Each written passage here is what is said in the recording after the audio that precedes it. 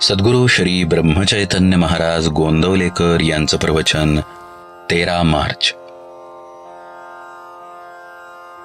परमात्म्यावर पूर्ण निष्ठा पाहिजे.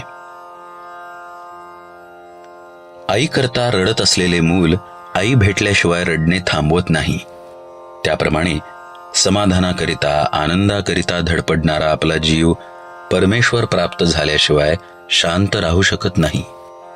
म्हणून प्रपंचाची काळजी न करता परमेश्वराची प्राप्ती कशी होईल याची काळजी करा.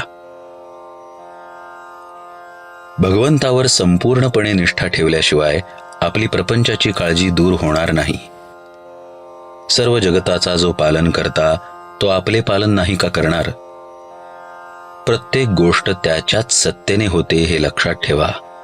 मग प्रपंच कधीही बाधक होणार नाही. एक भगवंतावरची निष्ठा मात्र शेवटच्या श्वासापर्यंत सांभाळा.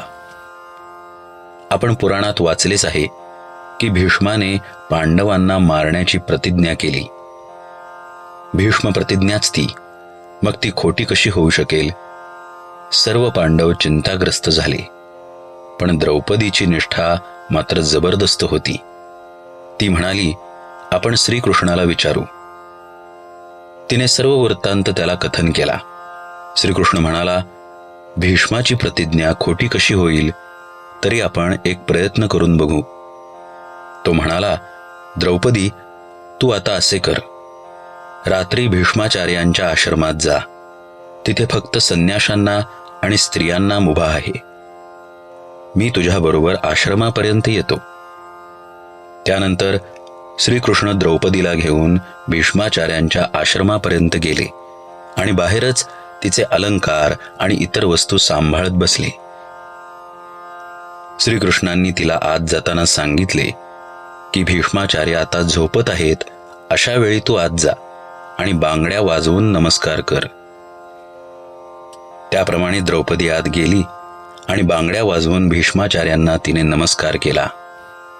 त्यांनी लगेच तिला अखंड सौभाग्यवती भव म्हणून आशीर्वाद दिला. मग त्यांनी पाहिले तो द्रौपदी.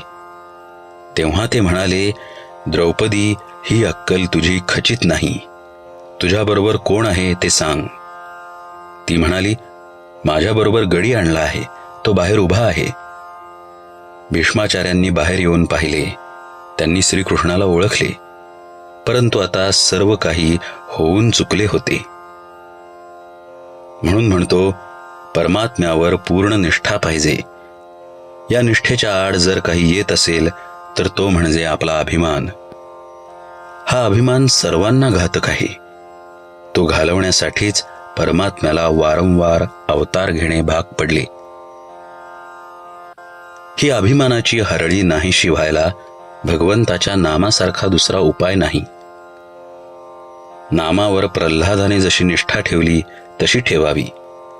त्याने नाम श्रद्धेने घेतले आणि निर्विषय होण्याकरिता घेतले. आपण ते विषयासाठी घेऊ नये. नामापरते दुसरे सत्य नाही हे समजावे. याच जन्मात हे नाम शांतीचा आणि समाधानाचा ठेवा मिळवून देईल.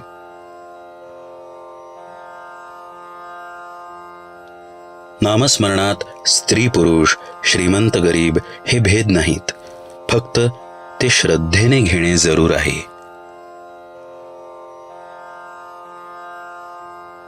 जानकी जीवन स्मरण जय जय राम.